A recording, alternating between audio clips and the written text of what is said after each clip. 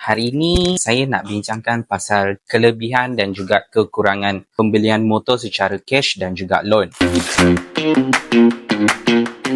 Firstly, macam semua orang tahu, bila kita beli motor secara hutang, ialah kita dapat buat kredit ataupun kita dapat membina kredit untuk orang yang pertama kali buat loan. Yang ni dia first time nak buat loan, so dia boleh buat loan secara kecil-kecilan daripada nak buat loan motor lah. Yang kedua, kalau korang nak beli rumah ke, ataupun nak beli kereta ke, ataupun korang nak buat personal loan ataupun hutang kad kredit ke, kebaikan dia korang punya loan tu senang approve. Sebab apa? Sebelum ni korang ada loan motor, and then korang juga bayar setiap bulan tu dengan bagus. Kita panggil is a good paymaster lah. Yang ketiga, kewangan tu akan lebih stabil.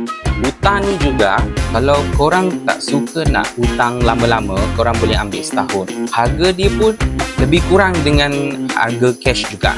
Okay. Keburukan dia juga, pemilikan motorcycle ni bukan hak sepenuhnya untuk kita lah. Waktu komitmen pula memang akan terasa panjang lah. Loan ni juga keburukan dia, umur dia terhad. So kita spesifik pada umur-umur yang tertentu saja.